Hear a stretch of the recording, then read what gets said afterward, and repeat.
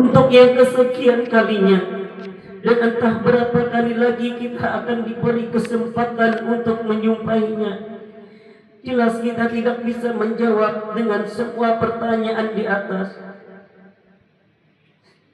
Namun yang terpenting bagi kita adalah bagaimana Ramadan kali ini. Apakah Ramadan kali ini sudah bisa memberikan dampak dan pengaruh positif serta perbaikan yang berkelanjutan bagi diri kita. Karena itu semangat Ramadan tidak boleh lewat dan ditinggalkan begitu saja. Ramadan tidak seharusnya setelah selesai dilakukan lantas harus selesai pula perannya dan tidak memberi kesan sama sekali. Ramadan tidak boleh menjadi simpel tanpa makna.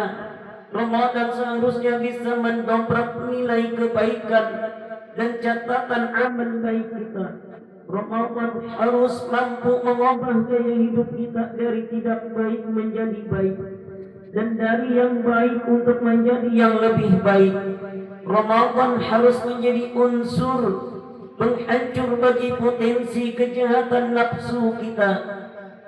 Ramadan harus mampu memberikan pencerahan dalam kehidupan kita.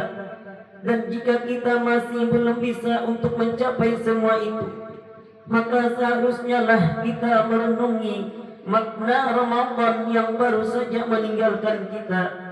Karena Islam sangat mengecam keras terhadap umatnya yang melakukan ibadah hanya kulitnya saja tanpa makna dan pengaruh.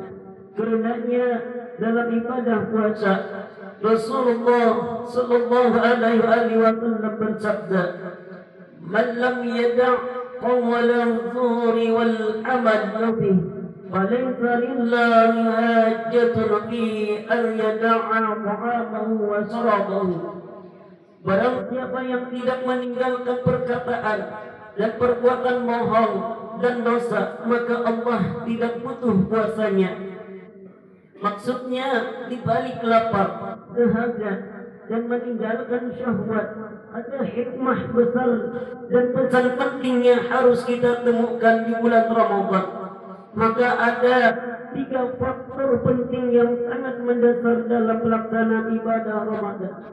Pertama, Ramadan harus memberikan perubahan kepada yang lebih baik dalam keislaman kita, baik dari segi ibadah, perilaku, dan juga ilmu pengetahuan kita. Ramadan harus bisa mengubah mental, perilaku, sikap, pikiran, akidah dari yang buruk kepada yang baik, dan dari baik menjadi yang lebih baik. Karenanya dalam puasa kita melakukan perubahan berupa perubahan jadwal makan minum dan kebutuhan hidup lainnya. Ini berarti kita harus mengatur nafsu perut sesuai dengan aturan Islam. Jika ini maknanya, maka seharusnya bukan saja dilakukan di dalam Ramadan, tapi juga di luar Ramadan. Kita berkewajiban untuk mengatur dan menyesuaikan nafsu kita dengan syariat Islam.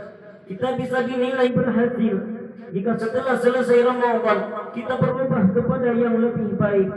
Konsep perubahan dalam Islam mencakup sejumlah hal, di antaranya adalah istighfar dan taubat, muhasabah, dakwah, jihad, dan tekad untuk selalu memperdalam ilmu pengetahuan agama.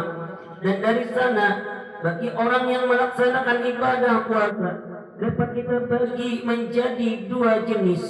Pertama, puasa yang mampu mengubah gaya hidup, dan kedua, puasa yang hanya kebiasaan belaka tanpa bekas apapun.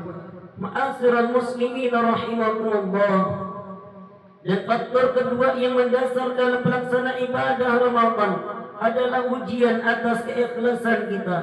Rasulullah sallallahu alaihi wasallam menyebutkan bahwa di bulan Ramadan segala amal perbuatan manusia pahala dan balasannya dilipat gandakan, sehingga kita semua tergiur dan terdorong untuk meningkatkan amal baik kita dan mengurangi bahkan meninggalkan sama sekali semua perbuatan dosa.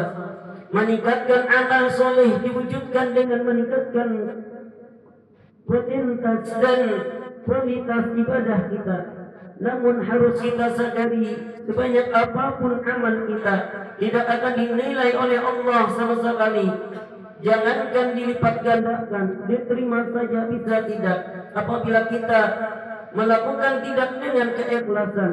Salah satu tanda keikhlasan kita bisa istiqamah, yakni terus menerus dalam melaksanakan perintah ibadah, tuntunan Allah dan meninggalkan larangannya dalam segala situasi, dalam susah, senang, ramai, sendiri, dimanapun dan kapanpun, baik di dalam bulan Ramadan ataupun di luar bulan Ramadan.